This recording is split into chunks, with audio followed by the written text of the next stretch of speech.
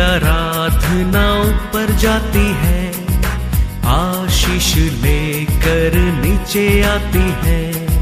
स्तुति आराधना ऊपर जाती है, आशीष लेकर नीचे आती है।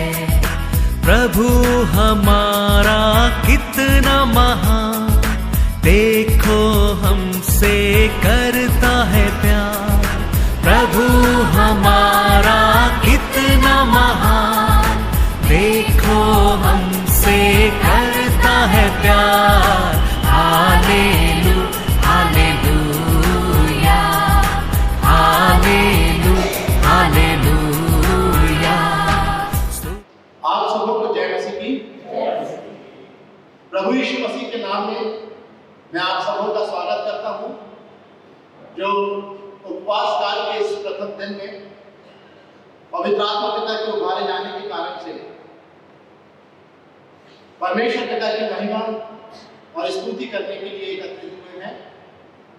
मैं परमेश्वर पिता का बहुत बहुत धन्यवाद करता हूं कि उसके अनुग्रह से ये सुंदर अवसर मुझको आज मिला है कि प्रभु यीशु मसीह के जीवित वचन को, जो जीवन की रोटी है, प्रभु यीशु मसीह के जीवित वचन को जो जीवन का जल है, यीशु मसीह के पाक रूह की अगुवाई में, उसकी निगरानी में, उसके मार्गदर्शन में आप लोगों के बीच में रख सकूं। सो एक बार फिर से कि मैं परमेश्वर पिता का धन्यवाद करता हूं। एक बार फिर से कि मैं आप सब लोगों का मसीह यीशु के नाम में स्वागत करता हूं। इससे पहले कि हम परमेश्वर पिता के वचनों को सुने, उसके वचनों का मनन करें, हम प्रार्थना के लिए अपने सिरों को झुकाएंगे। आइए हम प्रार्थना करें। हे परम धन्य अद्भुत अधिपति, राजाओं के राजा और प्रभुओं के प्रभु, अगम्य ज्योति में रहने वाले पवित्रता के राजकुमार, स्वर्ग और पृथ्वी के भयों के परमेश्वर प्रभु यीशु मसीह, पवित्र आत्मा पिता, बड़ी नम्रता और बड़ी दीनता के साथ में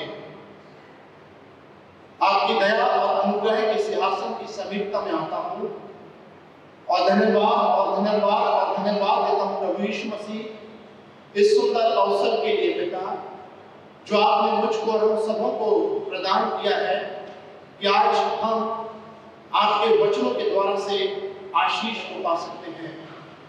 प्रभु यीशु मसीह आपसे विनती करता हूं, निवेदन करता हूं कि अपने पाक रूह के नियंत्रण में आप मुझको ले लीजिए।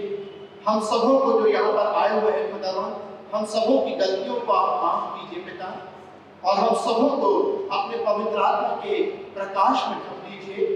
अपने वचन के मूल में हम सबों को छुपा लीजिए मेरे प्रभु यीशु, और अपने परम पवित्र स्वर्गीय लहू को और अपने वचन को और अपने पाक रूह को हमारे जीवन पर अपने नियंत्रण को ले दीजिए और होने दीजिए प्रभु यीशु मसीह। आज आपके वचन के मन्ना से हमारे हृदय रूपी मर्तबानों को आप भर दीजिए पिता।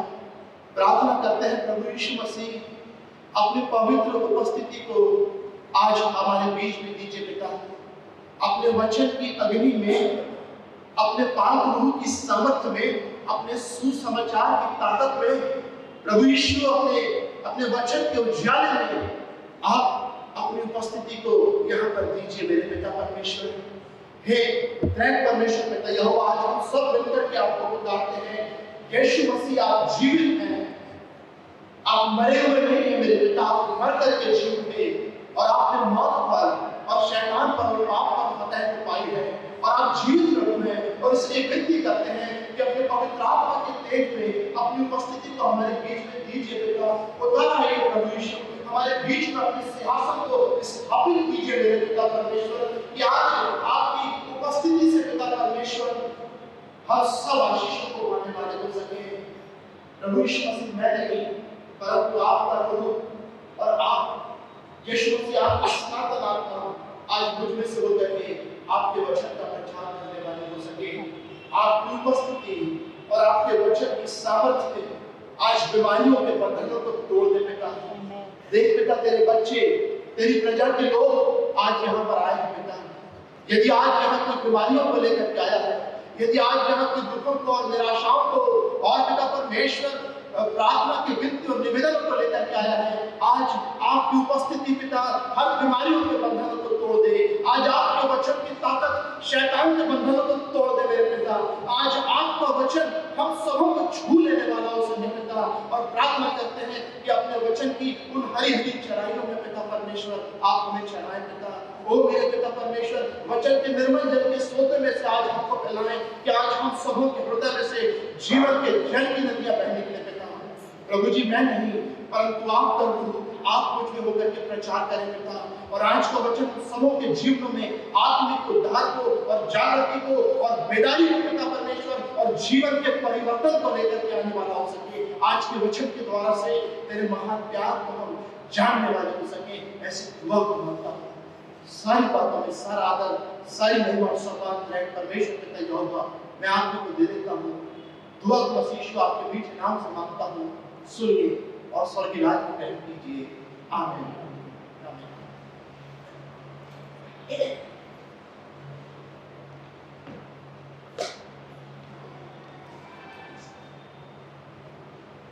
बड़े सुंदर बात को, बड़े सुंदर भेदों को, बड़े सुंदर रहस्यों को परमेश्वर समय समय पर हम सबों पर प्रकट करता है, और ऐसे ही कुछ भेदों को परमेश्वर ने पवित्र शास्त्रों में से मुझ पर प्रकट किया है, और उन भेदों को और उन रहस्यों को मैं आज मसीह यीशु के नाम में आप सबों के सामने रखूंगा।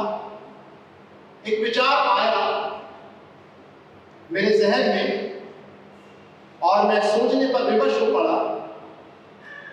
जैसा कि सारे लोग कहते हैं परमात्मा एक ही है, परमेश्वर एक ही है, सृष्टि रचयिता एक ही है। सारे लोग न केवल भारत देश के परंतु पूरे विश्व की बात करें तो इसी बात को बताते हैं कि परमेश्वर एक है, परमात्मा एक है। मैं सोचने लगा और अचानक से एक प्रश्न मेरे सामने आया, और वो प्रश्न था कि परमात्मा कौन? लोग कहते तो हैं कि परमेश्वर एक है, लोग कहते तो हैं कि परमात्मा एक ही है, स्वर्ग और पृथ्वी का सृजनहार एक ही है, हम मनुष्यों को जीवन देने वाला खुदा एक ही है। परंतु आज भी बहुत सारे लोगों के सामने एक प्रश्नवाचक चिन्ह लगा हुआ है, क्वेश्चन मार्क लगा हुआ है, और लोग यही बात को सोचते हैं कि परमात्मा है कौन। तो आइए इसी से संबंधित कुछ रहस्यों को परमेश्वर ने मुझ पर प्रकट किया है, और वो मैं आप लोगों के सामने रखूंगा। जैसा परमात्मा शब्द से स्पष्ट है कि वो परम आत्मा है, वो परमेश्वर है। हम कह सकते हैं उस परमात्मा के लिए कि वो सर्वशक्तिमान है, वो सर्वज्ञानी है, वो सबके मनों का और हृदयों का जांचने वाला है, वो सृष्टि रचयिता है, वो हम सबों का सृजनहार है, पालनहार है, तारणहार है, वो अमर है। परमात्मा अविनाशी है, उसकी महिमा जो है वो अपरंपार है। उसी ने स्वर्ग और पृथ्वी की रचना की, उसी परमात्मा ने हम सब मनुष्यों को हमारी माता के गर्भ में बनाया। जैसा कि पवित्र शास्त्र बाइबल बताती है कि जब हमारी माता के गर्भ में हमारी हड्डियां बढ़ती थी, तब से परमेश्वर जो है हमको जानता है। उस परमेश्वर ने हमारे बेदोष तत्व को देखा है, और उस बेदोष तत्व पर परमेश्वर ने जान को डाला है, और परमेश्वर ही ने अपनी बनाई हुई सृष्टि पर हमको जीवन दिया है। इस अनमोल जीवन को देने के लिए मैं उस परमेश्वर का धन्यवाद करता हूँ। कह सकते हैं प्रियो, जैसा आज हमने जाना, हम चर्चा कर रहे हैं कि परमात्मा है कौन, और हमने जाना कि परमात्मा जो है वो सर्वशक्तिमान है, वो सर्वज्ञानी है, वो सबके मनों का हृदयों का जांचने वाला है, वो अमर है, वो अविनाशी है। और एक ऐसा सटीक वर्ड, एक ऐसा प्यारा शब्द जो हम परमेश्वर के लिए कह सकते हैं, वो क्या है मेरे प्रियो? एक ऐसा शब्द जो इस सच्चाई को और इस सत्यता को प्रकट करता है कि परमेश्वर परमात्मा है कौन। हम उस परमेश्वर को क्या कह सकते हैं? ऐसा शब्द जिसे दुनिया का, संसार का कोई भी विद्वान जो है वो काट नहीं सकता। हम उस परमेश्वर के लिए कह सकते हैं कि वो ज्ञान का स्रोत है। हालेलुया। वो परमेश्वर ज्ञान का स्रोत है, या कह सकते हैं कि वो स्वयं ज्ञान है। ज्ञान जिसे हम विजडम कहते हैं, एक ज्ञान जिसे हम इंग्लिश में नॉलेज कहते हैं, पर वो ज्ञान जो है वो संसारिक अध्ययन से, वर्ल्डली स्टडीज से जुड़ा हुआ है। जो संसार की डिग्रियों को हम प्राप्त करने के लिए पढ़ाई करते हैं, हम कह सकते हैं कि वो एक नॉलेज है जो हम गेन करते हैं अपने भविष्य को उज्जवल बनाने के लिए और अपने जीवन को सफल बनाने के लिए मेरे प्रियो। परंतु ये कौन सा ज्ञान है जिसे हम परमेश्वर के लिए यूज कर सकते हैं? हम कह सकते हैं ये वो ज्ञान है जिसे हम विजडम कहते हैं। विजडम ये वो ज्ञान है जो अपने आप में पवित्रता को और सौम्यता को और धार्मिकता को और अथाह प्रेम को अपने अंदर संजोए हुए है। ये वो ज्ञान है जिसमें अज्ञानता की कुछ भी बातें नहीं, जिसमें बुराई की कुछ भी बातें नहीं। ये ज्ञान वह ज्ञान है जो पूर्णतः निर्दोष है, पूर्णतः पवित्र है, परम पवित्र है। ये वह ज्ञान है जो जीवन का देने वाला है। ये वह ज्ञान है जो हम पर दया को करता है, हमारे जीवनों को बदलता है, हमें नेकी के राह में चलने के लिए प्रेरित करता है। ये वो ज्ञान है जो परमात्मा है मेरे प्रियो। कई लोग कहते हैं कि बहुत सी बुरी बुरी बातों का भी ज्ञान होता है, परंतु मैं स्पष्ट करना चाहूंगा, बुरी बातों का समावेश ज्ञान शब्द में बिल्कुल भी नहीं है। वो बुरी बातें अज्ञानता की बातें हो सकती हैं, पर ज्ञान जो है अपने आप में पूर्णतः पवित्र है। हम परमात्मा के लिए कह सकते हैं कि वो ज्ञान का स्रोत है। हम परमात्मा के लिए कह सकते हैं कि वो ज्ञान है। अब बात ये है और प्रश्न ये है कि हम क्यों कर मान ले कि वो ज्ञान जो पवित्र है, जो सौम्य है, जो धर्मी है, हम उसे कैसे कह सकते हैं कि वो परमेश्वर है, वो परमात्मा है। ये विजडम, ये ज्ञान जो है, इसमें दो बातें आती हैं, दो बातें इसमें छिपी हुई है। एक है बुद्धि और दूसरी बात है समझ। हम कह लें कि बुद्धि धन समझ बराबर ज्ञान। जो ज्ञान है, जो पूर्णतः पवित्र है, जो पूर्णतः सत्य है, उसमें दो बातें जो हैं वो हमें मिलती है। जैसे कि मैंने अभी बताया कि पहली बात है बुद्धि और दूसरी बात है समझ। यदि हम कहें कि ज्ञान में सिर्फ बुद्धि और बुद्धि का समावेश है तो ये भी अपूर्ण होगा, या समझ और समझ का समावेश ज्ञान में है तो ये भी अपूर्ण होगा।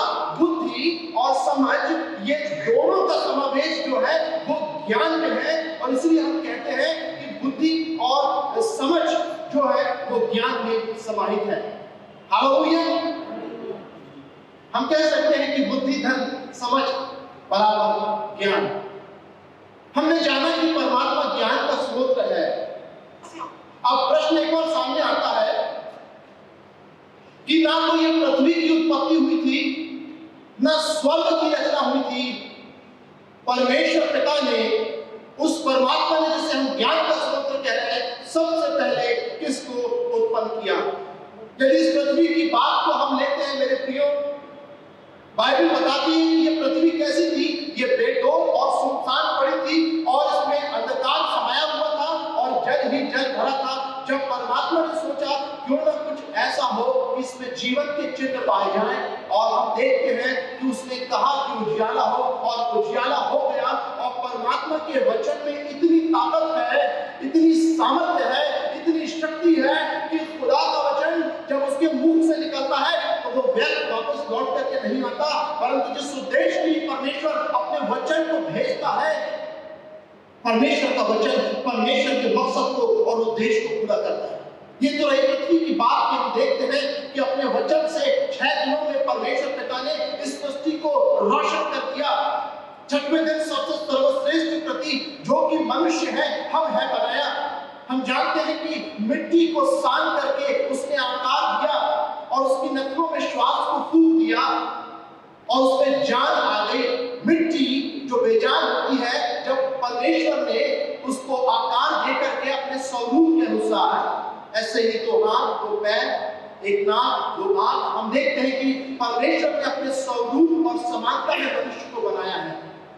ये रही पृथ्वी की बात, तो हम देखते हैं कि सबसे पहले उसने मिट्टी पर जान डाल करके इंसान को बनाया, और सबसे पहला इंसान जो था वो था आदम।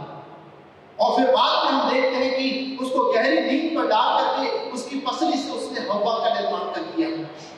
हम ये जानते हैं मेरे प्रियो कि पृथ्वी पर परमेश्वर ने सबसे पहले उजियाला बनाया, और आज प्रश्न इस बात का है कि ना तो पृथ्वी बनी थी और ना ही स्वर्ग बना था।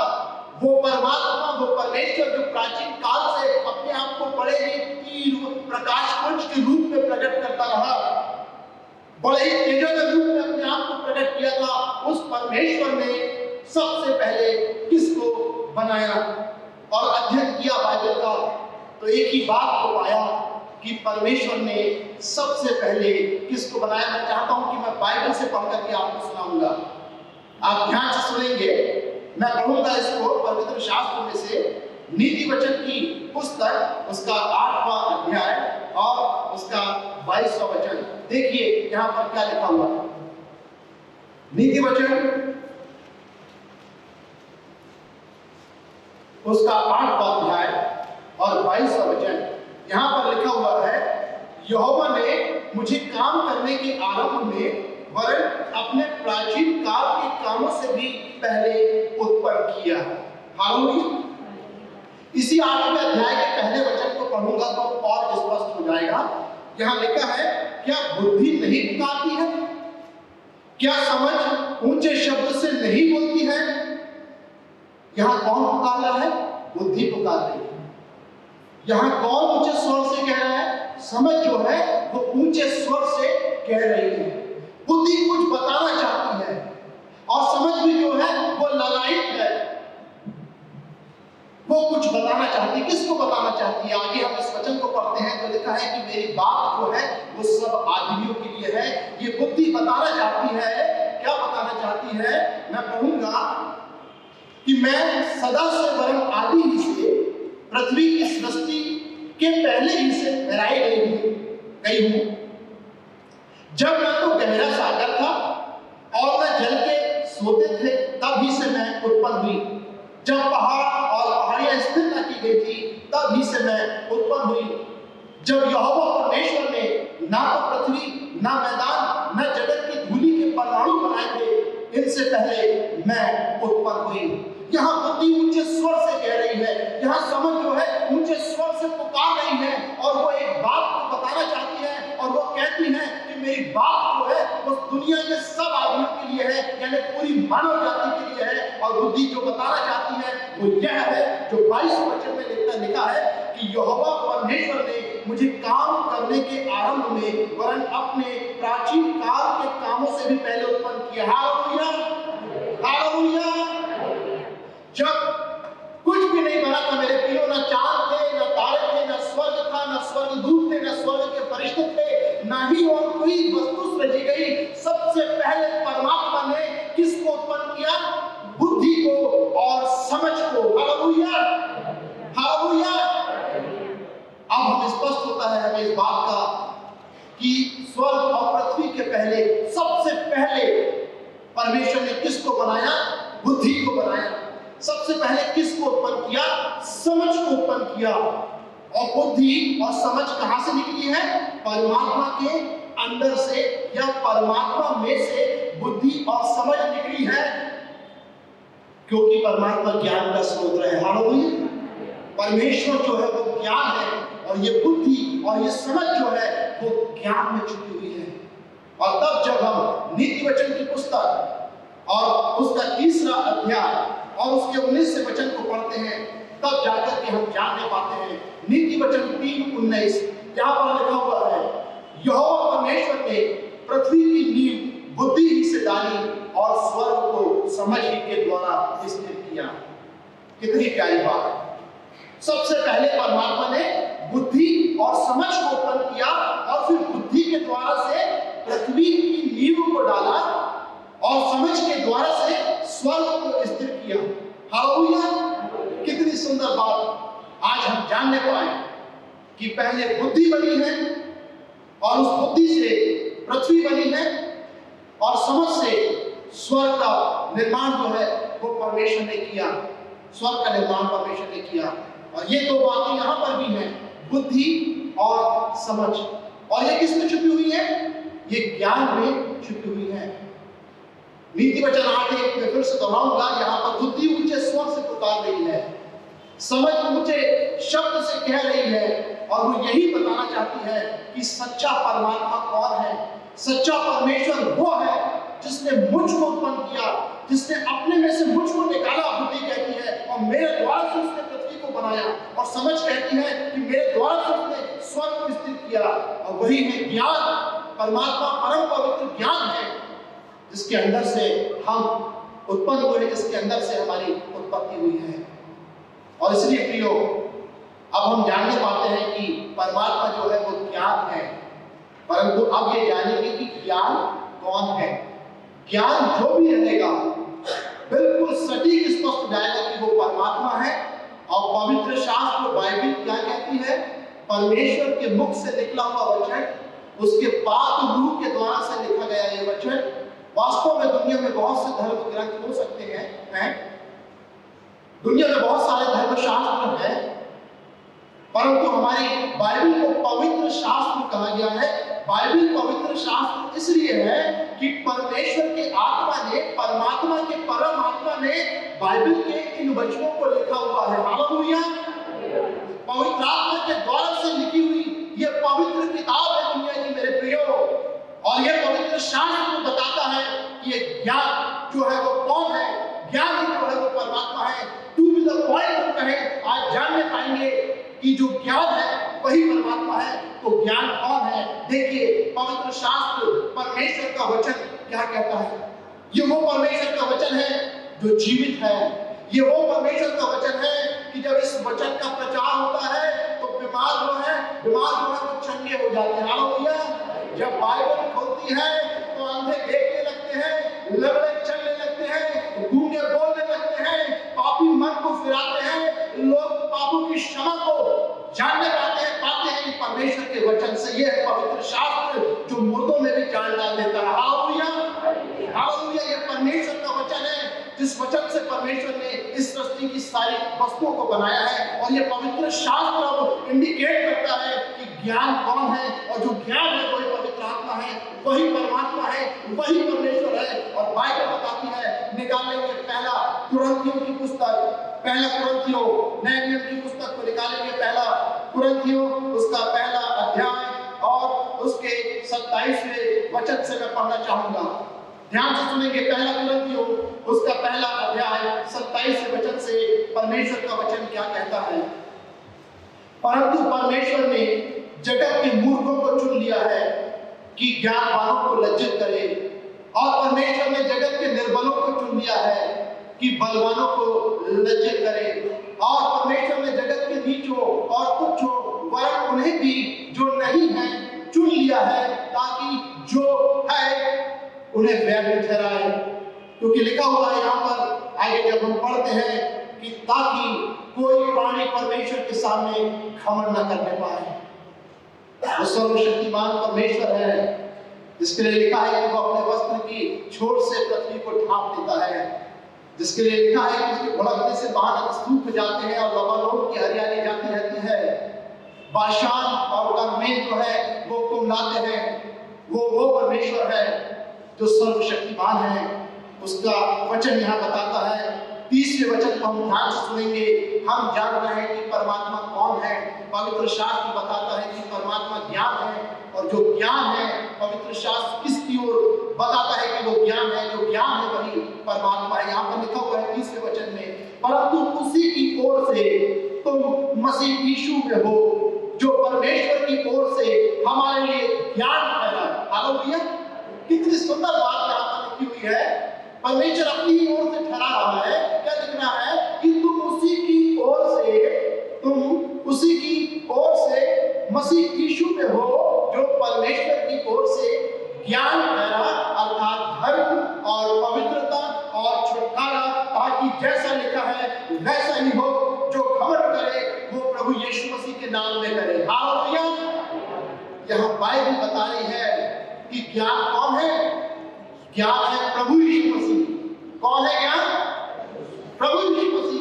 मैं फिर से पढ़ूंगा, परंतु तुम उसी की ओर से मसीह यीशु में हो, जो हमारे लिए क्या ठहरा है? ज्ञान ठहरा है। पूरी मानव जाति के लिए, हर धर्म के, हर मजहब के लोगों के लिए, हर कौम के लोगों के लिए वो क्या ठहरा है? वो ज्ञान ठहरा है। अर्थात धर्म और पवित्रता और छुटकारा।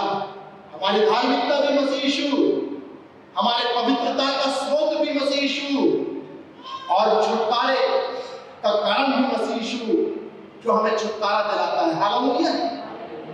बीमारी के बंधनों से, पाप के बंधनों से, मौत के बंधनों से, शैतान के बंधनों से हमारा मसीह यीशु जो है वो छुटकारा दिलाता है, क्योंकि वो हमारा उद्धार है। वो सारी सृष्टि का उद्धार करता है। और बाइबल उसके लिए कहती है कि मसीह यीशु ही जो है वो ज्ञान ठहरा, जिसमें बुद्धि और जिसमें समझ है और ज्ञान जो है वही परमात्मा है।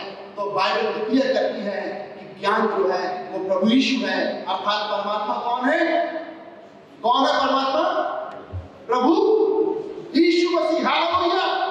हम गर्व करते हैं यीशु मसीह पर कि उसने इस सच्चाई को हम पर प्रकट किया है। इस सच्चाई को उसने हम पर प्रकट किया है। और कौन कर रहा है इसका प्रचार? कौन बता रहा है कि यीशु मसीह ज्ञान है, यीशु मसीह परमात्मा है? बुद्धि बता रही है, समझ बता रही है। क्या कोई स्वर्गदूत प्रचार कर रहा है? क्या कोई मनुष्य प्रचार कर रहा है? क्या कोई और बात प्रचार कर रही है?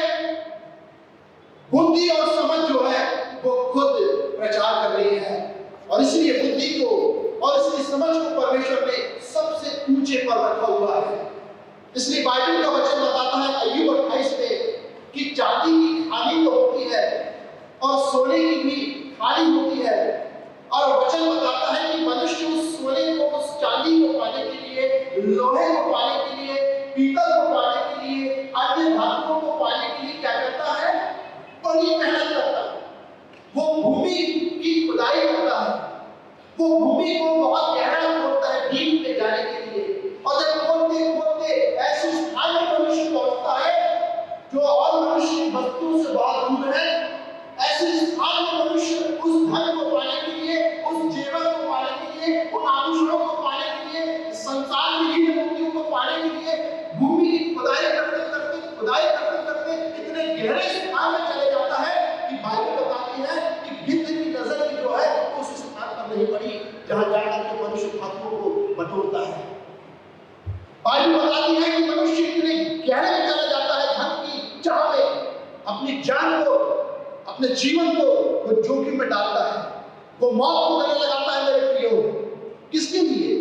धन को प्राप्त करने के लिए, धन को प्राप्त करने के लिए। और ऐसे स्थान में चला जाता है जहां घोर अंधकार रहता है।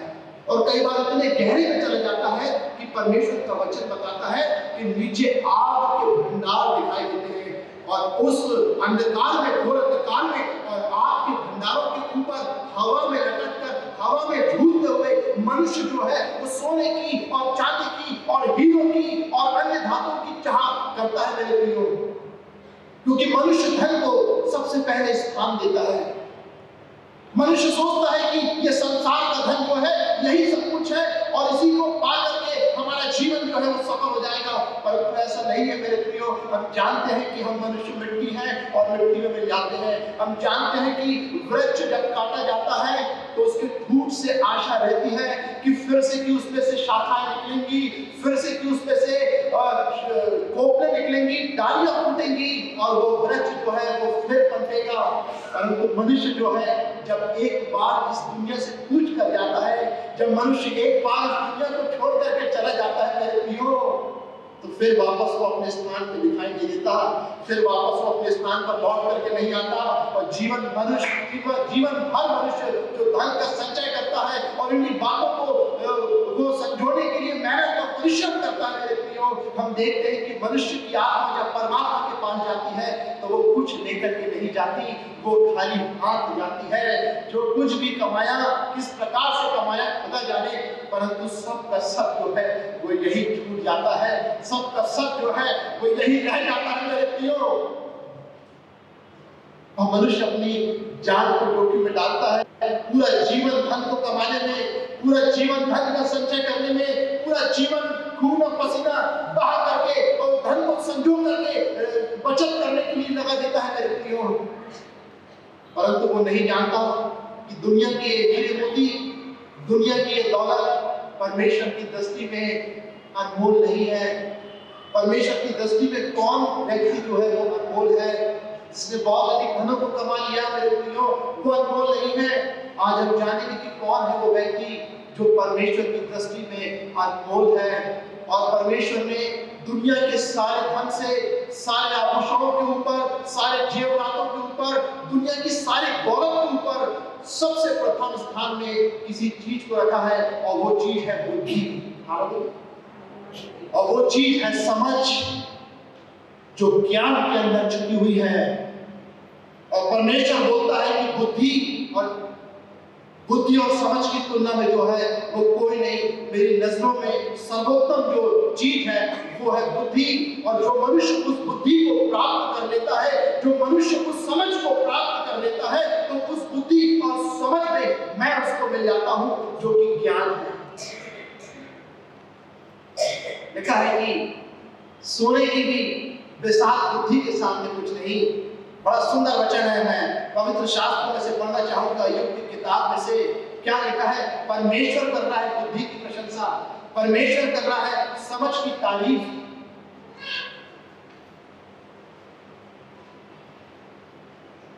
यहां पर लिखा हुआ है मेरे प्रियो कि चोखे सोने से वह मोल नहीं ली जाती, चोखे सोने से वो मोल नहीं ली जाती, और ना उसके दाम के लिए चांदी तौली जाती है, ना तो उसके साथ ओपीर की कुंडल की बराबरी हो सकती है, और ना अनमोल सुलेमानी पत्थर या नीलमणि की, ना सोना ना कांच उसके बराबर ठहर सकता है।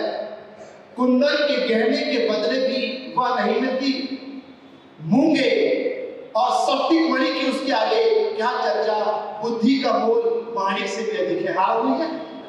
परमेश्वर कहता है कि नीलमणि से, सफेद मणि से, दुनिया के सारे जवाहरातों से बढ़कर के जो श्रेष्ठ है, समुद्र के अंदर के मूंगों से बढ़कर के जो श्रेष्ठ है वो है बुद्धि। इसलिए पवित्र शास्त्र बताता है कि बुद्धि इतने ऊंचे पर है कि मनुष्य उसको पा नहीं सकता, मूर्ख मनुष्य उसको पा नहीं सकता। हालेलुया। पर वास्तविकता क्या है? क्या है बुद्धि और क्या है समझ? और बाइबल यह भी बताती है कि बुद्धि और समझ तो है, उस बुद्धि और समझ का एक स्थान भी है। बाइबल यह बताती है कि बुद्धि और समझ का घर है। बुद्धि और समझ को पाने के लिए एक रास्ता भी है। पर अब प्रश्न हमारे सामने आ गया है कि यदि हम उस बुद्धि को पा लेना चाहते हैं, यदि हम उस समझ को पा लेना चाहते हैं, तो मार्ग कहां पर ढूंढे? कहां है? कौन सा है ऐसा मार्ग जिस मार्ग पर चल करके हम उस बुद्धि और उस समझ को पा सकते हैं? जबकि यहां पर लिखा हुआ है मेरे प्रियो, उस बुद्धि के लिए कि कुछ देश के पगराल उसके तुल्य नहीं ठहरते, और ना उससे चोखे कुंदन की बराबरी हो सकती है। फिर बुद्धि कहां मिल सकती है और समझ का स्थान कहां है? वो सब प्राणियों की आंखों से छिपी है और आकाश के पक्षियों के देखने में नहीं आती। विनाश और मृत्यु कहती है, हमने उसकी चर्चा सुनी है। बड़ी अद्भुत बात है। बुद्धि को न केवल मनुष्यों के लिए परंतु विनाश और मृत्यु जो है, मृत्यु भी कहती है कि हम बुद्धि को जानते हैं। विनाश करने वाली ऐसी चीजें, ऐसी बातें जो विनाश है, वो भी कहता है कि हम मृत्यु को जानते हैं, बुद्धि को जानते हैं। लिखा हुआ है यहाँ पर, परंतु परमेश्वर उसका मार्ग समझता है और उसका स्थान उसको मालूम है। कितनी प्यारी चीज लिखी है। अथाह सागर कहता है कि हमने तो बुद्धि की चर्चा सुनी है, हमने भी जो है समझ की चर्चा सुनी है, परंतु वो कहाँ मिलती है और उसका मार्ग कौन सा है उसको हम नहीं जानते। अरे मृत्यु और विनाश को क्या कहती है कि हम बुद्धि को जानते हैं। अथाह सागर जो उमड़ता रहता है वो कहता है कि हम बुद्धि और समझ को जानते हैं, परंतु वो ये मानते हैं कि वो कहाँ है हमको नहीं मालूम, उसका मार्ग जो है वो कौन सा है हमको नहीं मालूम। अधोलोक उठता है समुद्र की और अथाह सागरों की बात को सुन करके, और अधोलोक कहता है कि मैंने भी वास्तव में बुद्धि की चर्चा सुनी है, समझ के बारे में तो मैंने भी सुना हुआ है, परंतु वो है कहाँ, वो रहती है कहाँ, उसका ठिकाना है कहाँ, उसकी राह है कहाँ, ये हम नहीं जानते। जीवन लोक कहता है कि मुझ में भी वो बुद्धि और समझ नहीं पाई जाती। जीवन लोक भी कहता है अधोलोक की बात सुन के, विनाश और मृत्यु की बात सुन के, अथाह और उमड़ने वाले गहरे सागर की बात को सुन करके जीवन लोक कहता है कि मैंने भी चर्चा सुना है, परंतु वो अपने आप में टटोलता है। जीवन लोक कहता है कि मुझ में तो बुद्धि नहीं पाई जाती, मुझ में समझ नहीं पाई जाती। सागर कहता है कि मुझ में भी वो नहीं है, तो फिर बुद्धि है कहाँ? पवित्र शास्त्र बताता है कि बुद्धि का भी घर है, और उसने अपने 7 खंभों को जो है वो जड़ करके तैयार करके रखा हुआ है। अब बुद्धि के 7 खंभे, याकूब की पुस्तक उसके 3रे अध्याय उसके 7वें वचन में लिखा है कि जो ज्ञान ऊपर से आता है, पहले तो वो पवित्र होता है, फिर कोमल होता है, फिर मिलनसार होता है, और मृदु भाव उसमें है, और धर्म के और अच्छे फलों से लगा हुआ रहता है, उसमें कपट नहीं होता, उसमें पक्षपात नहीं होता। जो ज्ञान ऊपर से, स्वर्ग से जो ज्ञान आता है, हालेलुया, हाँ, स्वर्ग से आया वो ज्ञान जो यीशु मसीह है, इस दुनिया में तेरे को धारण करके और दिया अपनी कुर्बानी को और अपनी जान को सूली पे गलगथा की पहाड़ी में, कलवरी पर, कि हम मनुष्य जो है वो उद्धार को पाले, वो आशीष को पाले। हालेलुया, वो है ज्ञान जो पहले ऊपर से आता है, और यह है बुद्धि के 7 खंभों की चर्चा जो याकूब 3:17 में मिलता है मेरे प्रियो। और पवित्र शास्त्र बताता है, आज मैं धन्य मानता हूँ अपने आप को कि खुदा ने मुझ पर प्रकट किया, और आप पर भी ये बात आज प्रभु प्रकट कर रहा है कि बुद्धि और समझ कहीं रहती है, और उसका घर न जीवन लोक में है, न समुद्र लोक में है, न विनाश लोक में है, न अधोलोक में है। बुद्धि का घर जो है वो है परमेश्वर के वचन में। हालेलुया, पवित्र बाइबल के वचनों में बुद्धि और समझ रहती है, और इसलिए इस पवित्र शास्त्र में से हम परमेश्वर के वचन को प्रचार करते हैं कि लोग परमेश्वर के वचन को सुन करके बुद्धिमान हो जाएं, कि लोग परमेश्वर के वचन की बातों को सुन करके समझदार हो जाएं। क्योंकि लिखा है नीति वचन की किताब उसके 9वें अध्याय में और उसके 10वें वचन में कि परमेश्वर पिता का भय मानना ही बुद्धि का आरंभ है, और परम पवित्र ईश्वर को जानना ही समझ है। परमेश्वर का भय मानना, खुदा से डरना, गुनाहों से दूर रहना, बुराइयों से दूर रहना, गफलती की बातों से अपने जीवन को बचा लेना, यही तो है परमेश्वर का भय मानना। और बाइबल बताती है कि जो परमेश्वर का भय मानता है उसके जीवन में बुद्धि का आरंभ हो जाता है। परम पवित्र परमेश्वर को जानना ही समझ है, परंतु मैं कैसे कह सकता हूं कि मैं बुद्धिमान हूं जबकि मैं सच्चे परमात्मा को जानता ही नहीं, जो कि आज के वचन का शीर्षक है कि परमात्मा कौन। मैं कैसे कह सकता हूं कि मैं बुद्धिमान हूं जबकि मैं परमेश्वर को नहीं जानता। मैं कैसे कह सकता हूं कि मैं समझदार हूं जबकि मैं परमेश्वर का भय ही नहीं मानता। साफ का मतलब कि यदि हम बुद्धिमान होना चाहते हैं, यदि हम समझदार होना चाहते हैं मेरे प्रियो, तो हम परमेश्वर का भय माने, तो हम पवित्र शास्त्र में से परमेश्वर को जाने कि वो परमेश्वर है कौन। और यही बुद्धि है और यही समझ है जिसके द्वारा से परमेश्वर ने पृथ्वी की नींव को डाला और स्वर्ग को स्थिर किया, और इसी बुद्धि को और इसी स्वर्ग को परमेश्वर ने टॉप में रखा है, सबसे ऊंचे पर रखा है। परंतु केवल बुद्धि सिर्फ इस बात का वहां प्रचार नहीं कर रही है कि सच्चा परमात्मा कौन है। आज हमने जानने पाए हैं कि सच्चा परमात्मा जो है वो ज्ञान है, और वो ज्ञान है मसीह यीशु, जो धर्म भी है, जो पवित्रता भी है, और वो छुटकारा भी है। परंतु यहाँ पर लिखा हुआ, मैं आऊंगा अपने असली वचन पे, थोड़ा सा और समय रह गया है मेरे प्रियो, बड़े ध्यान से खुदा के कलाम को सुन लेना। आज अपने हृदय की टोकरियों पे निश्चित खुदा की इस जीवन की रोटियों को लेकर के जाओगे। आज खुदा हमारी आत्मा में, हमारे हृदय में अपने वचन के मालिकों को जड़ेगा, और आज निश्चित रीति से हमारी आत्मा और मेरी खूबसूरत हो जाएगी। हम मनुष्यों के लिए नहीं, हम मनुष्यों को दिखाने के लिए नहीं, हम खुदा के लिए अपने जीवन को जिएंगे। हालेलुया। मनुष्य तो अपने हिसाब से तोलता है, अपनी बुद्धि से लोगों को समझने की, परख की और जानने की कोशिश करता है, पर खुदा जो है वो हृदय को जानता है। हालेलुया। हम किस परिस्थिति में हैं, हम कैसी स्थिति में हैं, हमारा स्वभाव कैसा है, हमारा व्यवहार कैसा है, हमारा चरित्र कैसा है, हमारा आचरण कैसा है, वो हमारे उठने बैठने को, वो हमारे चलने फिरने को, वो हमारे मन की कल्पनाओं को बहुत दूर से जानता है। हालेलुया। कोई बात उससे छिप नहीं सकती। अगर लहरों में जाओगे तो परमेश्वर वहां पर है, यदि सूरज की किरणों पर चढ़कर के ऊपर जाओगे तो खुदा वहां पर है, यदि अधोलोक में जाओगे तो खुदा जो है उसके ऊपर है। हालेलुया। परमेश्वर की आत्मा से भाग करके हम कहाँ जाएंगे? हम किसको धोखा देंगे? अपने आप को और दूसरे मनुष्यों को।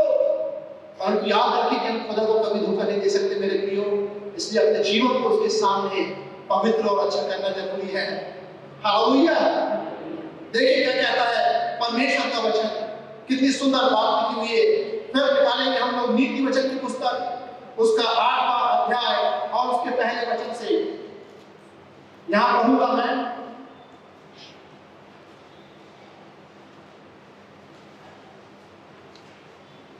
क्या बुद्धि नहीं पुकारती? क्या समझ ऊंचे शब्द से नहीं बोलती है? वह तो ऊंचे स्थानों पर मार्ग की एक ओर और त्रिमुहानियों में खड़ी होती है, फाटकों के पास, नगर के बैठाव में और गौरवी में वह ऊंचे स्वर से कहती है, हे मनुष्यों, मैं तुमको पुकारती हूं और मेरी बातें जो है वो सब आदमियों के लिए है। समझ कह रही है, कुछ बोल रही है, बुद्धि भी कुछ बताने के लिए उत्साहित है, ललायित है।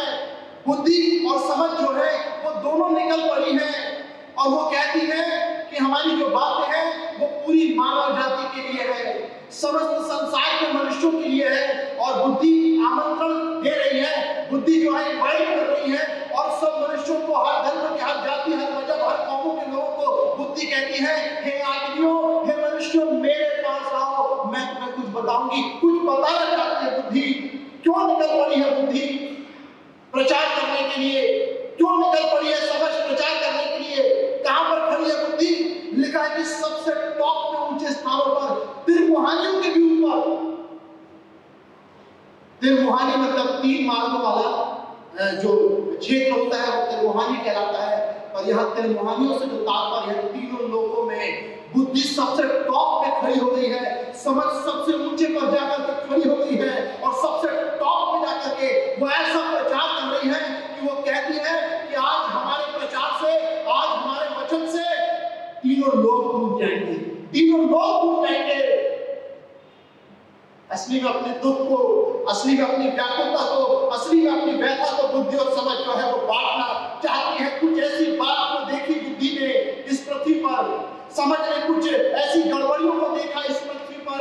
और क्या देखती है बुद्धि और क्या देखती है समझ इस दुनिया में? दुनिया में बुद्धि और समझ जब देखती है कि लोगों के बीच में कितना गुनाह बढ़ता चला जा रहा है, कितने पाप के भागीदार जो है लोग होते चले जा रहे हैं, कितने दुष्कर्म जो है वो इस संसार में बढ़ रहे हैं, कैसा ये संसार हो गया है कि यहाँ पर भाई भाई को विरोध लौट करके खड़ा हो जाता है। कैसे दुनिया के लोग हो गए हैं कि पिता पुत्र के विरोध लौट करके खड़ा होता है, पुत्र पिता को घात करता है। कैसे ये लोग हो गए हैं। अरे कैसा पाप इस दुनिया में बढ़ गया है कि आज मनुष्य अपने बड़ों का आदर नहीं करते, पक्के बाल वालों का आदर नहीं करते, लोगों का सम्मान नहीं करते, अपने माता पिता की इज्जत नहीं करते। मेरे प्रियो,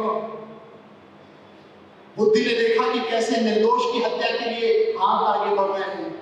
समझ ने देखा कि कैसे पैर जो है वो बुराई करने के लिए आगे बढ़ रहे हैं। बुद्धि और समझ ने देखा कि मनुष्यों का हृदय कितना गंदा रहता है कि वो कुचलते हैं दूसरों की हानि करने के लिए, दूसरों को नीचे दिखाने के लिए। अरे कैसा घमंड उनके ऊपर बस गया है।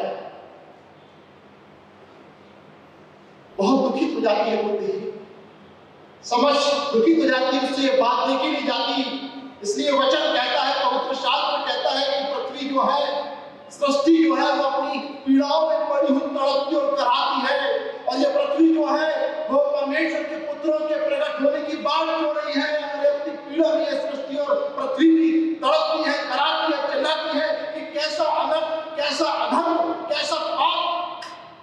मुझ में हो रहा है।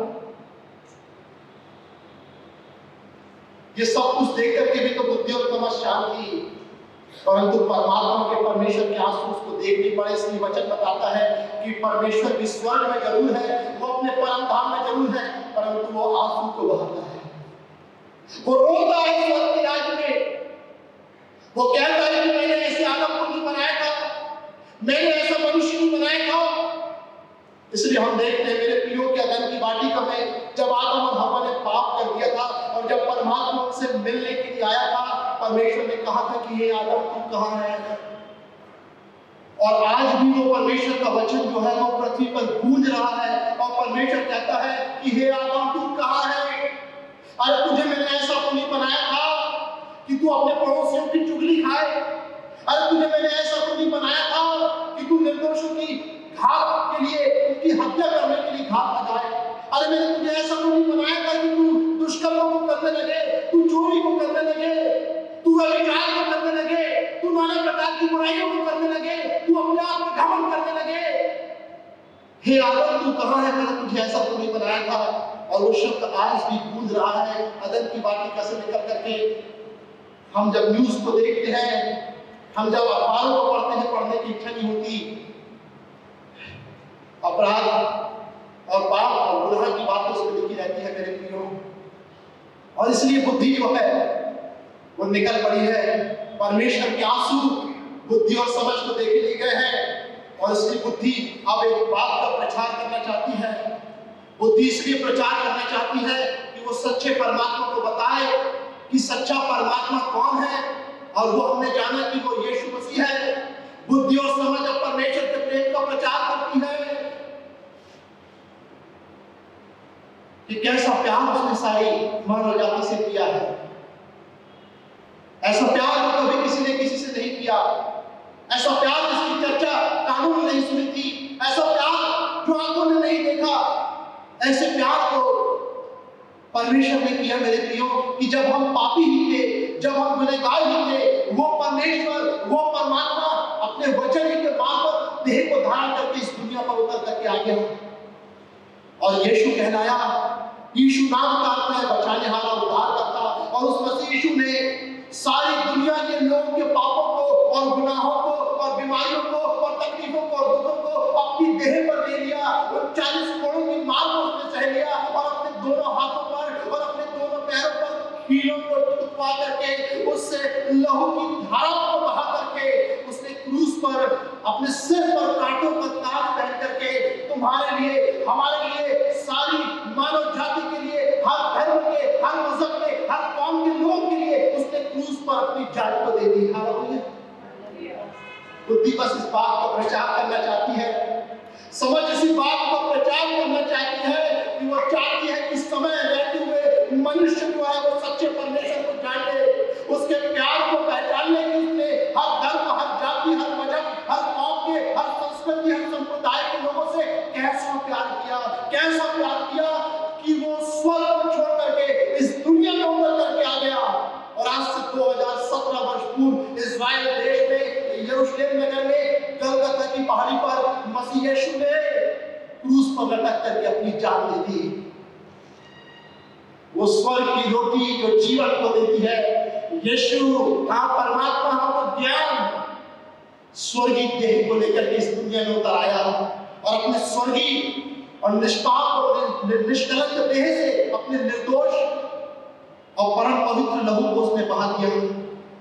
क्योंकि हम सबों के गुनाहों को, हम सबों की बीमारियों को, हम सबों की तकलीफों को उसने अपने ऊपर ले लिया और अपनी जान दे दी कि उसके कुर्बानी के वसीले से हमारे पाप क्षमा हो जाए, कि उसकी लहू के बहाए जाने से जो है हमारे जीवन बदल जाए, हम नेक और अच्छे इंसान बन जाएं। बुद्धि इसी बात को प्रचार कर रही है और तीनों लोग उसके प्रचार से गूंज रहे हैं। बुद्धि कहती है आदमियों मेरे पास आओ। अरे क्या सोचते हो तुम? लाखों मनुष्यों को, भूखों को, लाखों भूखे लोगों को तुम भोजन कराओगे, तुम्हारे पाप क्षमा हो जाएंगे? क्या सोचते हो तुम? करोड़ों जरूरतमंद लोगों को वस्तु दे दोगे, तुम्हारे पाप क्षमा हो जाएंगे? क्या सोचते हो तुम कि मुर्गों का, बच्चों का, पशुओं का बलिदान कर दोगे तो तुम्हारे पाप क्षमा हो जाएंगे? नहीं मेरे प्रिय,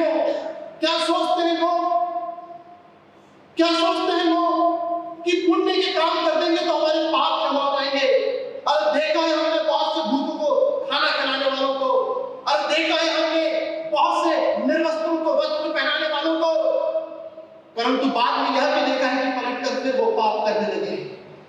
यहाँ भूखों को भोजन खिलाया, पलट कर फिर गुनाह की राह में चल पड़े, फिर अपने मन की अभिलाषाओं को पूरा करने में लग गए, फिर जो है व्यक्ति कल्पनाओं को करने लगे, फिर करके गुनाह में हो पड़े।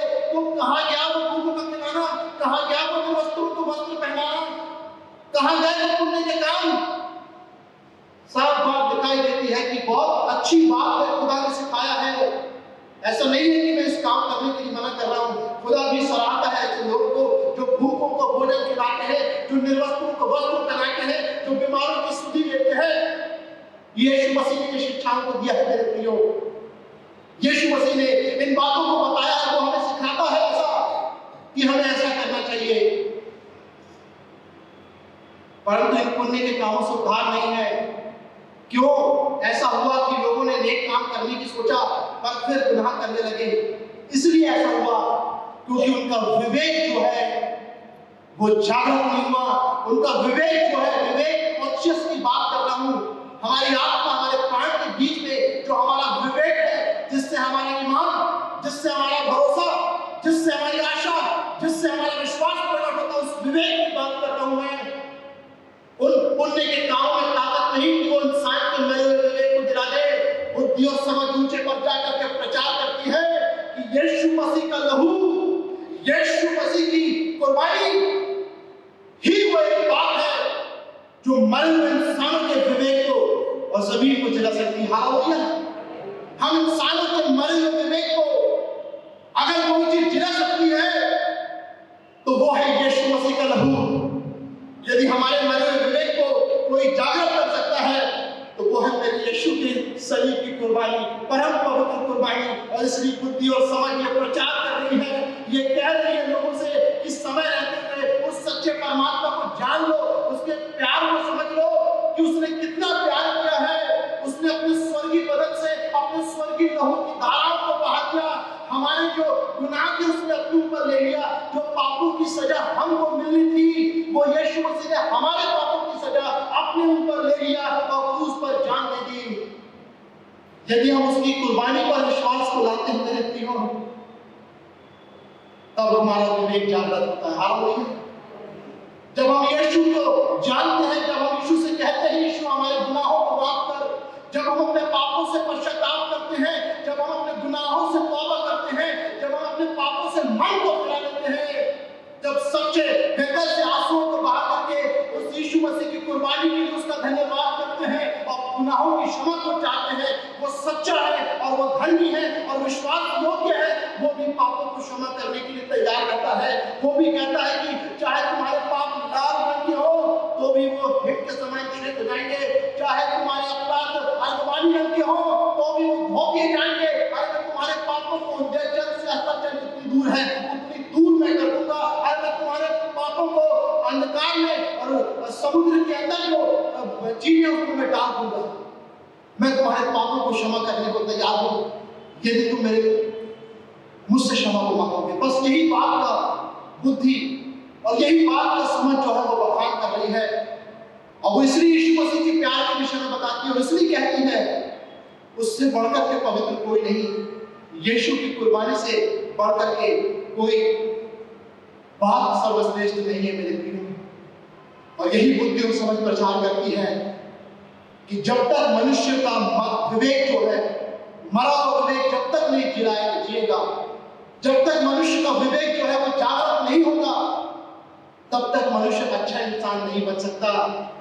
क्योंकि बाइबल ये बताती है कि यीशु का लहू हमारे पापों को क्षमा करता है और जब हमारे पाप माफ कर दिए जाते हैं, जब उस परमात्मा के द्वारा से हमारे गुनाह माफ कर दिए जाते हैं मेरे प्रियो, तब हम देखते हैं कि यीशु मसीह की कुर्बानी पर विश्वास लाने के कारण से हमारा जो विवेक है, हमारा जो ज़मीर है वो जागृत हो जाता है। और जब वो जागृत होता है तो हमारा पुराना मनुष्य को जाता रहता है। हर बुरी बातें हमारे जीवन से जाती रहती है, हर गंदगी की बातें, हर गुनाह की बातें जो है वो जाती रहती है और हम मसीह यीशु के नाम में नई सृष्टि बन जाते हैं। और जब मसीह यीशु के नाम में नई सृष्टि बन जाते हैं मेरे प्रियो, तो हम वही काम करते हैं जो हमारा परमेश्वर हमसे चाहता है। हालेलुया।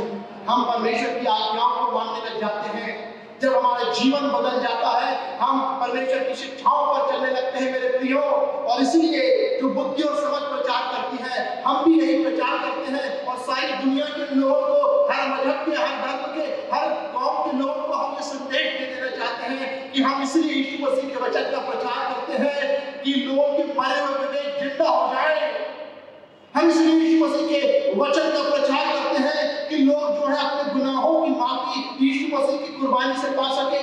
हम इसलिए यीशु मसीह के वचन का प्रचार करते हैं कि लोग इस दुनिया में सुख को और शांति को और खुशी को और आनंद को और छुटकारे को और स्वतंत्रता को और जय को और मरने के बाद उद्धार को और अनंत जीवन को स्वर्ग के राज्य में पा सके। हम यीशु मसीह का प्रचार करते हैं, यीशु मसीह का प्रचार करते हैं। Hallelujah, hallelujah. ये यीशु मसीह का प्रचार है, ये यीशु मसीह का वचन है मेरे प्रियो। अरे जो धर्म का परिवर्तन नहीं करता, मेरे यीशु का वचन धर्मांतरण नहीं करता, मेरे यीशु का वचन जो है वो बुद्धि की बातें करता है, मेरे यीशु का वचन जो है वो समझ की बातें बोलता है, क्योंकि मेरे यीशु का वचन जीवन का परिवर्तन करता है। हालेलुया, मेरा यीशु का वचन जीवन का परिवर्तन करता है। कितने भी नियम बना लो दुनिया के, कितने भी कानून बना लो दुनिया की, कितनी भी सजाएं दे दो गुनहगार को, पलट के फिर गुनाह करेगा, क्योंकि उसका जमीन, उसका विवेक मरा हुआ है। आदम और हव्वा ने पाप किया था ना, पाप का फल खाया था। जैसे ही पाप का फल खाए, वो 4 प्रकार के बंधनों में बंध गए और सारी मानव जाति जो है वो 4 प्रकार के बंधनों में बंधी हुई है। कौन सा बंधन है? सबसे पहला है पाप का बंधन, दूसरा बंधन है बीमारियों का बंधन, तीसरा बंधन है मौत का बंधन, मृत्यु का बंधन, और चौथा बंधन क्या है? चौथा बंधन है शैतान का बंधन। जब आदम और हव्वा ने, जो पूरे मानव जाति के आदि पिता और आदि माता है, जब उन्होंने गुनाह किए तो वो 4 प्रकार के बंधनों में बंध गए मेरे प्रियो। उन्हीं बंधनों को तोड़ने के लिए मेरा और आपका मसीहा यीशु मसीह जो सच्चा परमात्मा है, सेनाओं का यहोवा जिसने यीशु मसीह के रूप में अपने आप को प्रकट किया, वो उतर करके आ गया इन बंधनों को तोड़ने के लिए। क्योंकि जब तक हम मनुष्यों के जीवन से ये बंधन नहीं टूटेंगे मेरे प्रियो, तब तक हमारा विवेक जो है वो जागृत नहीं होगा। फिर कितना कह लें कि हम मसीही हैं, या कितना कह लें कि वे गैर मसीही हैं, परंतु यदि ईमान और विवेक हमारा जागृत नहीं हुआ है मेरे प्रियो, यदि गुनाहों से हम मसीहों ने भी पावर नहीं की है, तो हम फिर क्या मसीही हैं? हम फिर क्या क्रिश्चियन हैं? हम क्या follower of Lord Jesus Christ हैं? हम क्या यीशु मसीह के अनुयायी हैं प्रियो? इसलिए अंतर कराया गया है मेरे प्रियो। और इसलिए परमेश्वर का जो वचन है वो आज हमसे बात करता है और वो बताता है, वो बुद्धि और समझ प्रचार कर रही है ऊपर से, कि लोग समय रहते हुए इन बातों को जान लें। हर धर्म के लोग, हर मजहब के लोग, क्योंकि यीशु का वचन धर्मांतरण नहीं करता, यीशु मसीह का वचन धर्म का परिवर्तन नहीं करता, वो जीवन का परिवर्तन करता है। और यीशु ने वो शिक्षाएं हमको दिया हुआ है। क्या शिक्षाएं दिया यीशु मसीह ने? यदि कोई तुझसे तेरा कोता मांगे तो अपनी 2 हाथ उसको ले लेने दे। अरे यदि कोई तुझसे कहे कि मुझे 1 कोस छोड़ दे, तो उसको 2 कोस दूर छोड़ दे देना। यीशु की शिक्षा है कि अपने सताने वालों के लिए प्रार्थना करो, अपने ना चाहने वालों के लिए भी तुम दुआओं को मांगो। यदि तुमसे कोई बैर रखता है, यदि तुम्हारा बैरी भूखा है, तो उसको तुम खाना खिला दो। यदि कोई तुमसे शत्रुता रखता है तो तुमसे पानी मांगे तो उसको पानी पिला दो। मेरे यीशु ने क्षमा करना सिखाया है, बदला लेना नहीं सिखाया। मेरे यीशु ने माफ करना सिखाया है। होंगे वो और जो कहते हैं इस बात को कि जो न मानेंगे हमारी बात, उन्हें मौत के घाट लगा देंगे। वे जान ले इस बात को कि मेरे खुदा ने हुक्म दिया है कि तू किसी की हत्या न करना। यदि मेरा विवेक जिला गया है, मैं इस बात को हमेशा स्मरण रखूंगा कि मेरे यीशु ने कहा है कि तू चोरी करना, मैं चोरी नहीं करूंगा। मेरे यीशु ने कहा है तू व्यभिचार नहीं करना, मैं व्यभिचार नहीं करूंगा। मेरे यीशु ने कहा है कि किसी निर्दोष की हत्या न करना, तू किसी की भी हत्या नहीं करना, मैं किसी की हत्या नहीं करूंगा। यह है मेरा परमेश्वर जो कहता है कि पलटा लेना तेरा काम नहीं। यह है मेरे मसीह यीशु की शिक्षा, वो कहता है कि बदला लेना तेरा काम नहीं। यदि कोई तेरे गाल पर एक चाटा मारे तो तू दूसरा भी उसमें फेंक देना। यह है मेरे मसीह यीशु की शिक्षा। और इन्हीं शिक्षाओं का प्रचार हम करते हैं, इन्हीं शिक्षाओं को, इन्हीं वचनों को जिनमें बुद्धि और समझ समाहित है, हम लोगों को बताते हैं कि लोग इन वचनों को ग्रहण करके नेकी की राह में अपने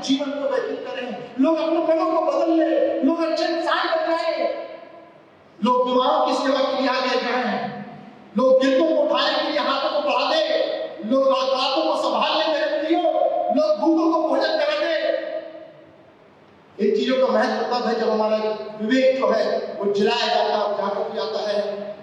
और दुनिया में कोई और चीज नहीं जो उद्धार को दे सके, वो यीशु का लहू है। दुनिया में कोई और चीज नहीं जो पापों की क्षमा को दे सके, वो यीशु का लहू है जो पापों को क्षमा दे सकता है। वो इस जीवन में भी सारी खुशियों को आनंद को दे सकता है मेरे प्रियो। और यही बोझ को मैं रखता हूँ कि लोगों को बताना चाहता हूँ। मैं बुद्धि का प्रचार करता हूँ, मैं समझ का प्रचार करता हूँ। मेरा परमेश्वर कहता है कि जो देश मैं तुझको देता हूँ, इस भारत देश को परमेश्वर ने मुझको दिया है। ये भारत देश मेरा देश है और मैं अपने परमेश्वर से प्रार्थना करता हूँ कि मेरे भारत देश पर परमेश्वर आशीष को दे। हर गुनाह की बातों को, हर बुरी बातों को मनुष्यों के जीवन से दूर करे। मेरे भारत देश के हर नागरिक को, हर धर्म के, हर मजहब के, हर कौम के लोग को मेरा परमेश्वर आशीष दे।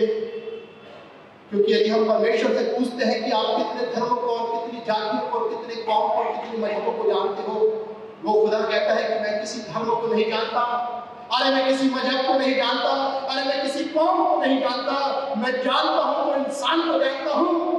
क्योंकि मैंने धर्म नहीं बनाया, मैंने संस्कृतियों को नहीं बनाया, मैंने जातियों को नहीं बनाया, मैंने मजहबों को नहीं बनाया, मैंने कौमों को नहीं बनाया। अगर मैंने बनाया है तो इंसान को बनाया है, मैं इंसान को जानता हूं। हालेलुया। यीशु मसीह ने क्रिश्चियन लोगों के लिए जान नहीं दी, यीशु मसीह ने हिंदू भाइयों के लिए भी जान दी है, मुस्लिम भाइयों के लिए भी जान दी है, सिखों के लिए भी जान दी है, हर भारत देश के धर्मों के लिए, पूरी दुनिया के निवासियों के लिए, पूरी मानव जाति के लिए यीशु मसीह ने जान दी है। यीशु मसीह सिर्फ क्रिश्चियनों का नहीं है, यीशु मसीह हम सबों का है, हमारे भारत देश का है, हमारे संसार का है। Hallelujah, hallelujah. और केवल यीशु मसीह की बातें और केवल यीशु मसीह की आज्ञा और शिक्षा और केवल यीशु मसीह का वचन ही जो है जो लोगों के जीवन से गुनाहों को और बुरी बातों को दूर कर सकता है। दुनिया के और मनुष्य के बनाए हुए नियम नहीं, मनुष्यों के बनाए हुए कानून नहीं, मनुष्य की बनाई हुई सजा नहीं, दंड नहीं मनुष्यों को बदल सकती। मेरे प्रियो, अपराधियों को और गुनहगारों को कोई बदल सकता है तो वो मेरे यीशु मसीह का वचन है। हालेलुया। और यही वचन को हम सुनाते हैं मेरे प्रियो। चाहे विरोध करने वाले विरोध कर दे, चाहे कहने वाले कहते रहे कि धर्मांतर कर रहे हैं, मैं कहता हूं कि हम धर्मांतर नहीं कर रहे, हम उस आत्मा की चिंता कर रहे हैं जो हमारे शरीर के अंदर रहती है। क्योंकि आज मैं जानता हूं, मैं आपको देखता हूं, मैं आपको पाता हूं, मैं चाहता हूं कि आप लोग, हम सब लोग, हमारी आत्माएं नाश होने से बच जाए। मैं चाहता हूं कि हम सबों की आत्माएं नरक की आग में जाए। कोई स्वार्थ नहीं मेरा इस प्रचार में, मेरा स्वार्थ है तो सिर्फ एक है कि मैं आप सबों की आत्माओं को बचाना चाहता हूं। चाहे किसी धर्म के क्यों ना हो, चाहे किसी मजहब के क्यों ना हो, चाहे किसी कौम के क्यों ना हो, मैं यीशु का नाम, मैं यीशु का समाचार आपको दे देना चाहता हूं। कि मैं चाहता हूं कि आपके जीवनों में दुख नहीं, खुशियां रहे, आनंद रहे, प्रार्थनाओं के उत्तर रहे, जयवंत जीवन रहे। और इस दुनिया के बाद मैं चाहता हूं आप सब लोग के लिए कि आप स्वर्ग के राज को पाओ। मेरे हृदय में एक बोझ है और वो ये है कि किसी की भी आत्मा को मैं नरक की राह में, नरक की आग में जलते हुए नहीं देख सकता।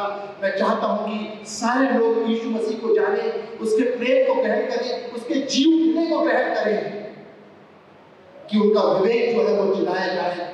और जब आदमी का विवेक जलाया जाता है तो वो प्यार करने लगता है, सुख दुख में सहायता करने लगता है मेरे प्रियो, मदद के लिए हाथ बढ़ाने लगता है, वो क्षमा करने लगता है, वो माफ करने लगता है। ऐसी है मेरी यीशु मसीह की शिक्षाएं। यदि विरोध करते हो लोग तो वो सुन ले कि मेरे यीशु ने बदला लेना नहीं, मेरे यीशु ने माफ करना सिखाया है। मेरा परमेश्वर महान है, वो कहता है कि बदला लेना पड़ता लेना मेरा काम है, तुम्हारा काम नहीं। सुंदर से सुंदर आज्ञाएं, सुंदर से सुंदर शिक्षाएं हैं जो हमारे जीवन को खूबसूरत बनाती है और वो कहीं नहीं मिलती, वो बाइबल में मिलती है। और यही तो है बुद्धि की बात और यही है समझ की बात। अंत में एक बात कहकर के मैं विराम करना चाहूंगा। आज तो मैंने सबको बता दिया कि सारे जगत का अगर कोई उद्धार करता है तो वो है प्रभु यीशु मसीह। वही है, ये जिसकी शिक्षाओं को आज मान लोगे कि जितने सैनिक युद्ध के हथियार को लेकर के खड़े हुए हैं वो लोहे के हथियार हल्के माल में बदल जाएंगे मेरे प्रियो। सीमाओं का बढ़ाना जो है बंद हो जाएगा, लोग अदालत का करना बंद हो जाएगा, यह है मेरे यीशु की शिक्षा, यह है मेरे प्रभु की शिक्षा। और ये तब मिलती है मेरे प्रियो जब हम बुद्धि और समझ की प्राप्ति को पाने के लिए यत्न करते हैं। एक ही बात है अब हमारे सामने कि क्या है बुद्धि और क्या है समझ। आइए इस बात को हम जानेंगे। अय्यूब की किताब उसका 28वां अध्याय, अय्यूब की किताब उसका 28वां अध्याय और उसके 28वें वचन में लिखा है, यहाँ लिखा हुआ है, देखिए मैं दूसरे अंतरे को पढ़ूंगा। यहाँ लिखा हुआ है, देख प्रभु का भय मानना यही बुद्धि है और बुराई से दूर रहना यही समझ है। हालेलुया। देख प्रभु का भय मानना यही बुद्धि है और बुराई से दूर रहना यही समझ है। तो हमारे लिए यही संदेश है कि सच्चे परमेश्वर को, सच्चे परमात्मा को हमने जाना कि वो यीशु है। वो यीशु कहता है, उसके विषय में बुद्धि और समझ कहती है कि हम बुराई से दूर रहेंगे तो हम समझदार हो जाएंगे, और यदि हम परमेश्वर का भय मानेंगे तो हम बुद्धिमान हो जाएंगे। परमेश्वर हम सबको, हमारे भारत देश को, हर एक जाति मजहब के लोगों को आशीष दे, और सबके उद्धार की आशीष के लिए मैं परमेश्वर से विनती करता हूँ। परमेश्वर सबको आशीष दे। इस वचन के प्रचार जाने से मैं सारा आदर, मैं सारी महिमा और सारा सम्मान मेरे प्रभु यीशु मसीह को, हमारे उद्धारकर्ता, मुक्तिदाता को, जगत को उद्धार करता प्रभु यीशु मसीह को, इस वचन के प्रचार से मैं सारी महिमा देता हूँ। सब कहें आमीन। आइए हम छोटी प्रार्थना के साथ। धन्यवाद धन्यवाद देता हूँ जीवित परमेश्वर में यहोवा प्रभु यीशु मसीह, पवित्र आत्मा पिता, आज के सुंदर वचन के लिए जिसके द्वारा से आपने अपने महान प्यार को हम पर प्रकट किया, महान सत्य को हम पर प्रकट किया पिता। पुण्य दीजिए आज का यह वचन हम सबों के आत्मिक उद्धार का कारण बन जाए मेरे पिता।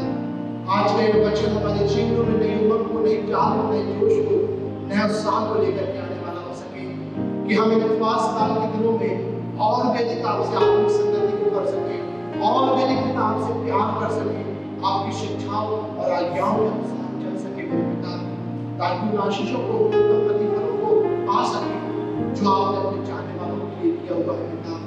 हम धर्म के मुकुट को पाना चाहते हैं जो कभी मुरझाने का नहीं। हम जीवन के मुकुट को पाना चाहते हैं जो कभी छीना जाने का नहीं। हम यीशु मसीह स्वर्ग में आपका दीदार करना चाहते हैं। हम उत्तम से उत्तम इनामों को अपने दीदार के स्वर्ग में पाना चाहते हैं, अच्छे प्रतिफलों को पाना चाहते हैं। हमारे जीवनों को अपने जैसा बना, हमें अपना स्वभाव दे, हमें अपना व्यवहार दे, हमें अपना व्यक्तित्व और चरित्र दे पिता, कि लोग आपकी निर्मलता को और आपकी शोभा को हमारे जीवन में देखें पिता। और उस तेज को जो बुरे पर्वत के नीचे मूसा ने जलती हुई खाइयों में देखा था, हाँ प्रभु यीशु, उस तेज को, आपके नूर को, आपके प्यार को, आपके प्यार के नूर को, एक प्रकाश को हमारे जीवन में लोग देखने वाले हो सके। धन्यवाद देता हूँ। मैं विश्वास करता हूँ कि आपके वचन से बीमारियों को बंधन करते हैं पिता। मैं धन्यवाद करता हूँ कि आपके वचन में शारीरिक, आत्मिक और मानसिक चंगाई लोगों को दी है। इसी वचन के प्रकाश में वाले हम सबों को और हमारे भारत देश को भी आशीष दे, सबकी आत्माओं को नाश होने से बचाने पिता, सब पर अपने मुंह का प्रकाश चमका दे पिता, कि लोग अंधकार से निकल करके तेरे उजाले कर सके और तेरे प्यार के झंडे के नीचे शरण को पा सके। सारा परमेश्वर तेरे बाप की पिता मसीह के नीचे नाम से मांगता सुनो तो दिलाए इस वचन को आशीष दे पिता, कि तेरा वचन है कि आप हमारे है पिता, और जो तुझे इस वचन को सुने पिता परमेश्वर, वो तुम्हारे को आशीष देता है। मसीह के नाम से